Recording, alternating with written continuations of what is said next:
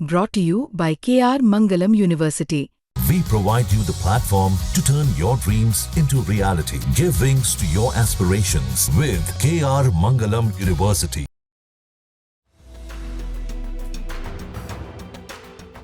कर्नाटक में 2023 का जो क्रांतिकारी चुनाव कांग्रेस ने बीजेपी को हराकर जीता था, उसके घोषणा पत्र को लेकर बड़ा हंगामा मचा था। कांग्रेस के उसी घोषणा पत्र में गारंटी वाले वादे किए गए थे। एक वादा ये भी था कि सरकार में आते ही बजरंग दल, पीएफआई समेत जाति और धर्म के आधार पर समुदायों के बीच नफरत फैलाने वाले सभी संगठनों के खिलाफ कठोर कार्रवाई करते हुए बैन लगाएगी। कर्नाटक में सरकार बने 2 साल तो हो गए, बैन तो नहीं लगा, लेकिन कर्नाटक के आईटी मंत्री और कांग्रेस अध्यक्ष मल्लिकार्जुन खड़गे के बेटे प्रियांक खड़गे ने फिर ऐलान कर दिया कि अगर कांग्रेस केंद्र की सत्ता में आती है तो राष्ट्रीय स्वयंसेवक संघ यानी आरएसएस को देश में बैन किया जाएगा। प्रियांक खड़गे ने कर्नाटक चुनाव के समय भी आरएसएस को बैन करने की चेतावनी दी थी। आरएसएस को लेकर प्रियांक खड़गे राहुल गांधी की लाइन पर चल रहे हैं। फर्क सिर्फ इतना है कि राहुल ने खुद कभी आरएसएस पर बैन लगाने का इरादा नहीं जताया, लेकिन प्रियांक खड़गे मन की बात छुपा नहीं पाते कि आरएसएस पर बैन के लिए बस मौके का इंतजार है। राहुल गांधी की सीधी राजनीति लड़ाई बीजेपी से है। बीजेपी के सिर पर आरएसएस का साया है, इसीलिए मानते हैं कि बीजेपी आरएसएस मिलकर नफरत का बाजार चलाते हैं। आरएसएस के खिलाफ कड़े बयानों के कारण राहुल गांधी कोर्ट कचहरी का सामना कर रहे हैं, लेकिन उन्होंने घुटने नहीं टेके। आरएसएस पर बैन पर तब उठी बात जब सोशल मीडिया पर बीजेपी सांसद तेजस्वी सूर्या और प्रियांक खड़गे भिड़ गए। तेजस्वी सूर्या ने खड़गे की लीडरशिप पर सवाल उठाए तो प्रियांक खड़गे ने पलटवार करते हुए बखिया उधेड़ दी।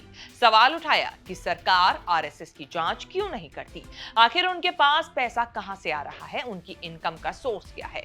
हर बार संघ के लोग हेट स्पीच, संविधान बदलने की बात कहकर आर्थिक अपराध करके कैसे बच जाते हैं। प्रियांक ने तेजस्वी को ललकार दिया कि कहो कि मुझे आरएसएस की जरूरत नहीं, मैं चुनाव जीत सकता हूं। Dr. Baba Saheb Ambedkar in his last speech has defined who is an anti-national. He very clearly says that those who create animosity by bringing in caste and those people who are going to impede the social, political and economic progress of the country, they are the real anti-national.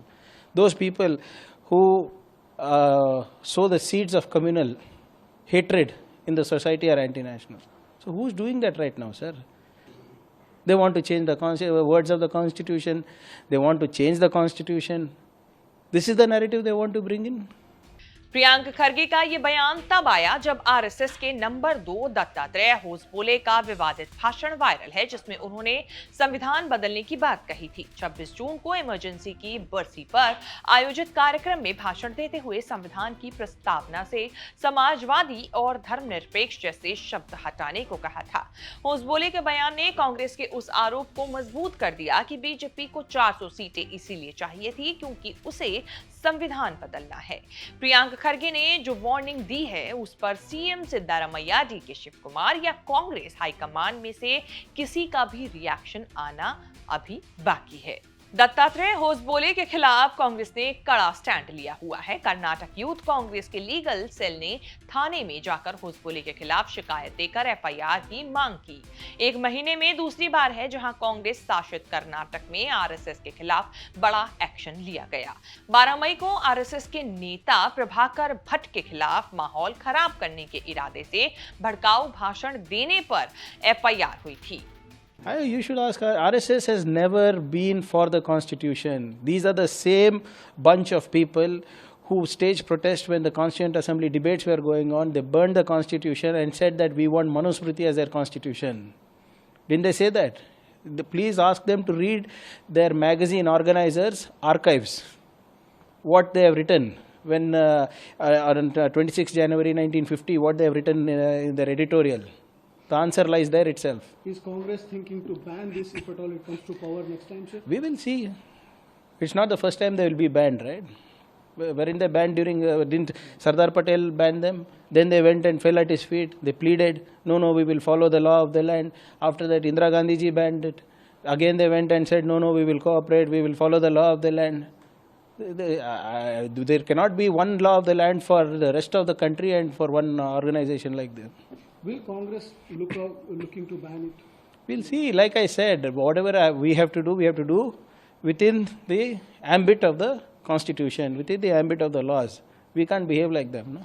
27 सितंबर को RSS की स्थापना के 100 साल हो जाएंगे। इस दौर में आरएसएस पर 3 बार बैन लगा और कुछ महीनों के बाद हटा भी दिया गया। पहली बार 1948 में महात्मा गांधी की हत्या के बाद 18 महीने के लिए, दूसरी बार 1975 में इंदिरा गांधी की लगाई इमरजेंसी के समय 2 साल के लिए और तीसरी बार 1992 में बाबरी मस्जिद विध्वंस के बाद 6 महीने के लिए। केंद्र में 2014 में मोदी सरकार बनने के बाद आरएसएस की भूमिका बड़ी भी हुई और विस्तार भी होता गया। 2024 के लोकसभा चुनाव में जब बीजेपी को सीटों का नुकसान हुआ, माना गया कि बीजेपी अध्यक्ष जेपी नड्डा के ये कहने के बाद कि बीजेपी को आरएसएस की जरूरत नहीं, आरएसएस ने हाथ खींच लिए। फिर भी तीसरी सरकार बनी तो आरएसएस फ्रंट फुट पर आ गया। पीएम बनने के बाद मोदी मार्च में पहली बार नागपुर जाकर आरएसएस प्रमुख मोहन भागवत से जाकर भी मिले थे। शेष भारत की इस रिपोर्ट में इतना ही। इस रिपोर्ट को लेकर आपकी क्या राय है, कमेंट सेक्शन में जाके हमें अपनी बात जरूर बताएं और इस तरह की खबरें आगे भी देखने के लिए बने रहें न्यूज़ तक के साथ। जो चर्चा रहती है आपको लेकर, एक शब्द है आपके साथ जुड़ता रहता है, कहा जाता है कि एरोगेंट है। एरोगेंट कह दिया जाता है आपको काफी बार। आपकी हो सकता है डिबेट्स में जिस तरह की आपकी आक्रामकता रहती है, उसे लेकर भी कभी आप किसी पर पानी फेंक देते हैं, तो उस तरह के जो आप पर टैग लगा हुआ है, एरोगेंट है। देखिए, हर व्यक्ति का अपना एक व्यक्तित्व होता है। मैं कुछ गलत चीज़ों को बर्दाश्त नहीं कर पाता हूँ, मैं रिएक्शन दे देता हूँ जल्दी। शायद वो राजनीति के अंदर हो सकता है बहुत सूटेबल भी ना हो, लेकिन अगर आप डिबेट्स का फॉर्मेट देखेंगे, 4-4 लोग एक ही मानसिकता के बैठ जाते हैं, एक व्यक्ति को दबाया जाता है। आप अपने पूर्व प्रधानमंत्रियों को देशद्रोही कहें, आप कांग्रेस पार्टी को गद्दार कहें, तो स्वाभाविक है कई बार उत्तेजना आती है।